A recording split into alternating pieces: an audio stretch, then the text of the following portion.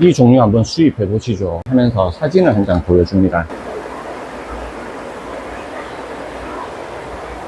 밥 먹고 왔습니다. 제가 아까 전에 영상 찍으면서 눈이 너무 침침하더라고. 왜 그러지 생각을 계속 하면서 제가 이야기를 했었는데, 제가 밥 먹으러 가기 전에 스마트폰 용량 비운다고 파일을 옮기고 난 다음에 찍은 영상을 봤더니 제가 안경을 안 끼고 있었더라고요. 제가 뭐 시력은 좋습니다. 시력은 좋은데 뭐 시력이 좋으니까 뭐 잘 보이니까 안경을 갖다가 안 낀 것 같은데 눈에 피로도가 빨리 와요. 그래서 뭐 식당 같은데 뭐 가거나 술 먹으러 가면은 항상 이렇게 안경을 갖다가 놔두고 오는 경우가 많습니다. 아까 어디까지 이야기했어요?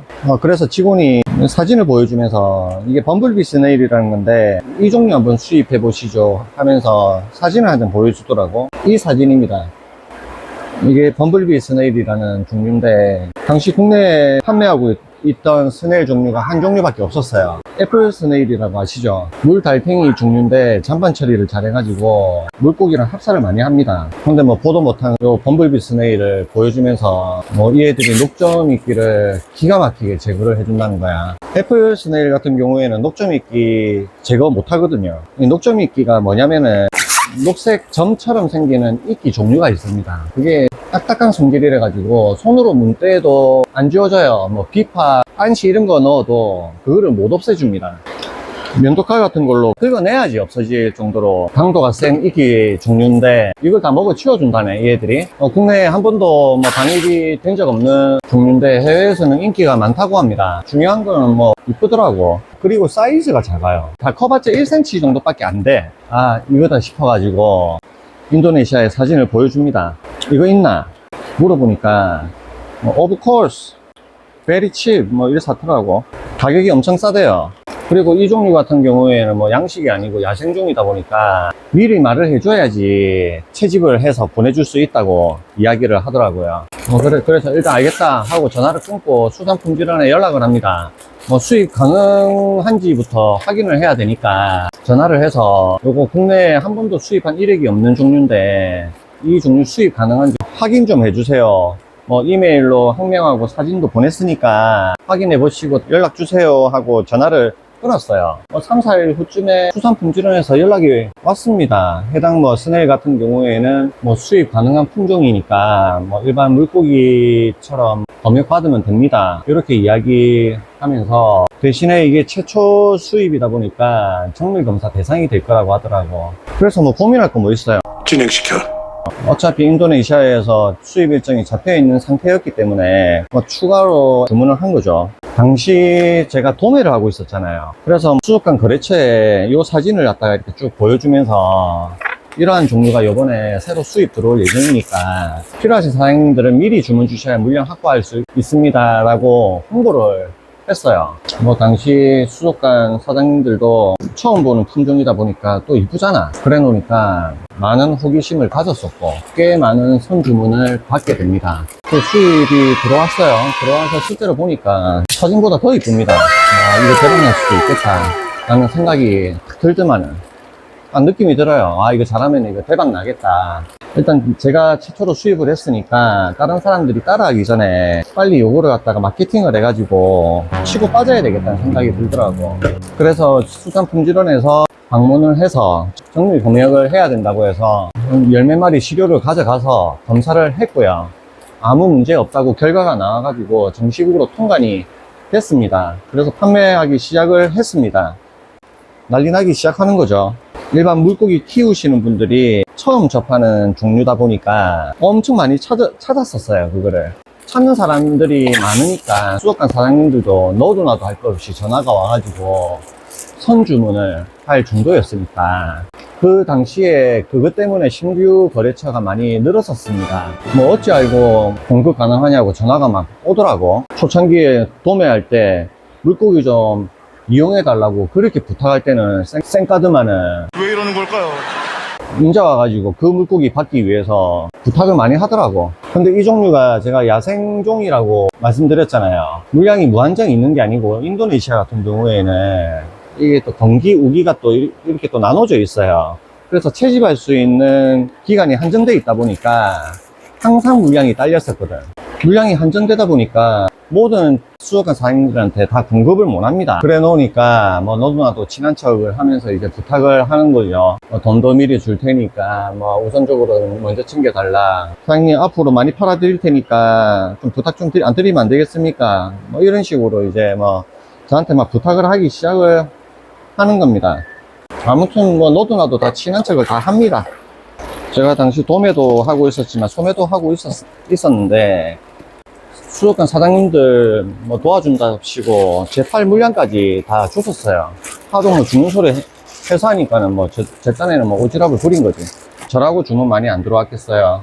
사장님들이 앞으로 뭐 적극적으로 뭐 도와준다 이런 식으로 말씀을 하시니까는 제가 밀어준다 생각하고 제가 팔 것까지 다 준 겁니다. 뭐 지금 생각해 보면 너무 후회가 됩니다.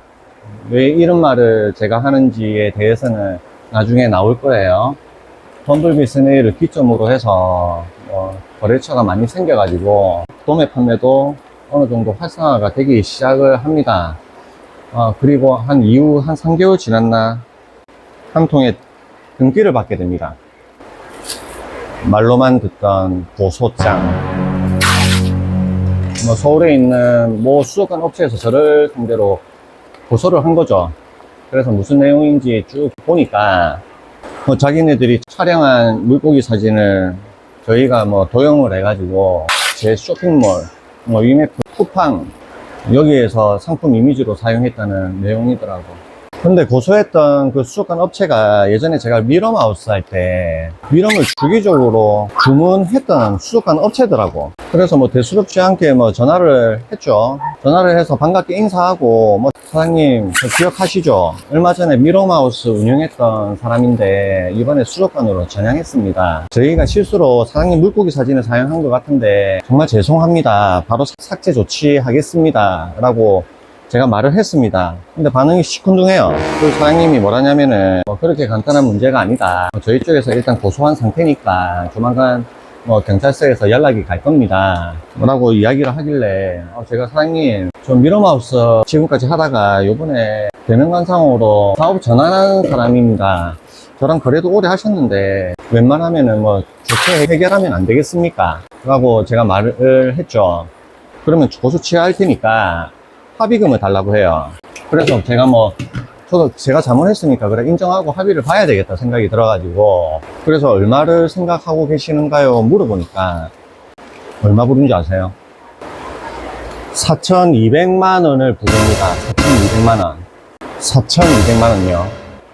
뭐 잘못 들은 줄 알았어요. 뭐 어이가 없어갖고 할 말이 없더라고.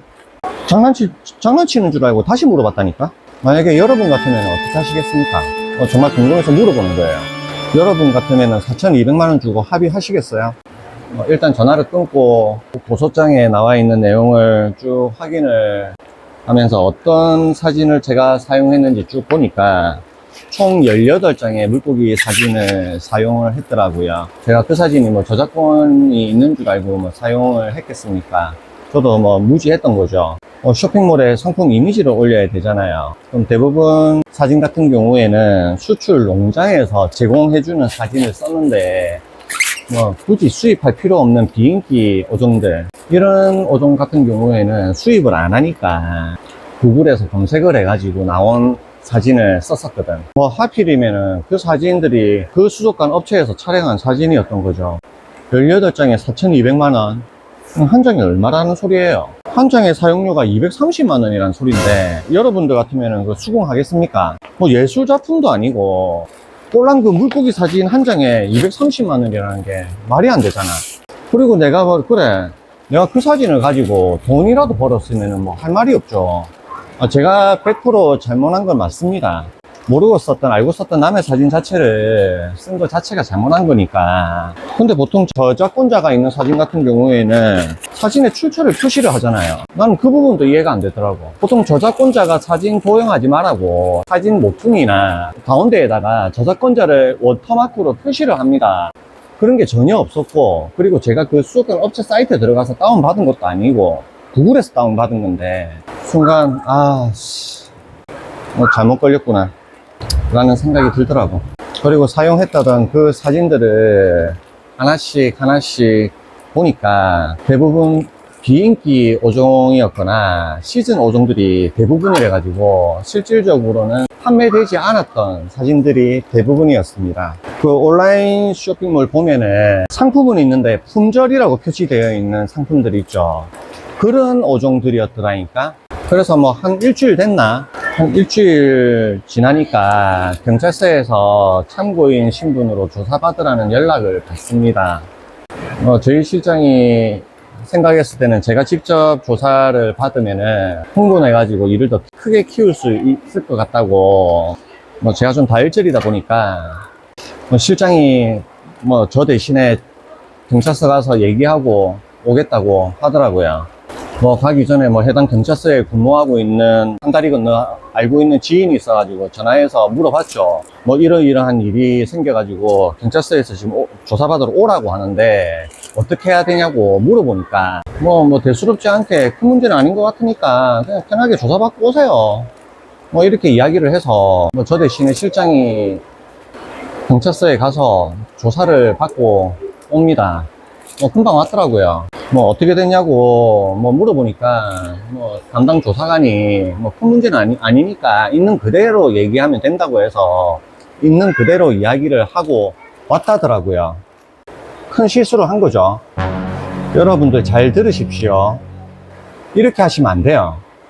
무슨 사건에 연루가 되어서 경찰서에서 조사를 받으러 오라고 전화가 오면은 요거를 빨리 해결하려는 마음에 바로 가시지 마시고요. 일단 최대한 시간을 끌어야 됩니다. 누군가 고소를 했던 아니면 사건에 휘말렸을 경우에 경찰서에서 몇 월 며칠 몇 시까지 올 수 있냐고 전화가 올 거예요. 그런 전화를 받으면은 일단 그 시간은 안 된다고 말씀하시고 일단 최대한 시간을 미루셔야 돼요. 가기 전에 어떤 사건으로 조사받아야 되는지, 그리고 어떤 식으로 대응을 해야 되는지 미리 확인하고 준비하고 가셔야 돼요. 그리고 조사받을 때 이것저것 물어볼 거 아니에요. 그러면 본인한테 불리한 진술은 안 하셔도 돼요. 합법적으로 안 하셔도 됩니다. 그거를 모르고 당시 조사관한테 있는 사실 그대로 솔직하게 다 이야기를 한 겁니다. 제가 그 사진을 사용한 건 맞지만 그 수족관 사이트에서 다운받은 게 아니고 구글에 검색을 해가지고 다운을 받았다. 지금은 사진을 다 내린 상태다. 결과적으로는 내가 잘못한 것이 맞다. 이렇게 진술을 한 거죠. 담당 수사관도 그럴 수도 있다. 그런 사람들 많습니다 하면서 벌금은 크게 안 나올 거니까 크게 걱정 안 하셔도 된다고 말을 했다고 하더라고. 담당 조사관이 실장이 말한 그대로 진술 조서를 작성을 하고 담당 검사한테 올려보내겠죠. 결과적으로 고의든 실수든 간에 제가 잘못을 인정한 일이었으니까 검사가 저작권 위반에 대한 50만 원의 약식 명령을 구형을 합니다. 결과적으로 고의든 실수든 간에 제가 잘못한 것은 맞으니까 검사가 야, 니 잘못한 거 맞으니까 벌금 내라 이래가지고 저작권 위반에 대한 50만 원의 약식 명령을 받습니다. 50만 원 어찌 보면은 적은 금액이지만 당시 저한테는 그 금액도 큰 돈이었어요. 앞전 영상에서 말씀드렸죠. 앞전 영상 보시면은 당시 태국이랑 인도네시아에서 수입을 한창 하고 있었던 시기였거든요. 영상 안 보신 분들은 위에 상단 이쪽일 겁니다. 상단 영상 클릭하셔가지고 상단에 제가 띄워 놓을게요. 보시고 오세요. 그때 당시 해외에서 열대어를 수입하면 죽이고 했던 시기라 가지고 월세도 제대로 못 내고 있을 정도로 힘든 시기였거든요. 당시 쿠팡, UMF, 티몬에서 들어온 주문 때문에 남들이 볼 때는 택배 물량이 많아 가지고 돈을 많이 버는 것처럼 보이는데 수입한 물고기는 계속 죽어 나자빠져. 주문은 많이 들어와. 주문이 많이 들어오니까 안 팔 수도 없고 물고기가 죽는 줄 아는데도 계속 수입할 수밖에 없었던, 실제로는 엄청난 마이너스 경영을 하고 있었던 시기였거든요. 월세도 내기 힘든데 50만원 벌금 구형을 받은 거죠. 어쩝니까? 벌금 안 내면은 지명수배 내린다는데 그래 4,200만원에 비하면은 50만원 정도야 감사합니다 하고 낸 거죠. 지금부터 본격적인 헬게이트가 시작됩니다. 제가 형사 조사를 받고 벌금을 냈죠. 그럼 죄를 인정한다는 소리거든요. 나는 벌금을 냈으니까 모든 것이 다 끝난 줄 알았는데 그 수족관 업체에서 민사소송을 겁니다. 이해가 안 되시는 분들에게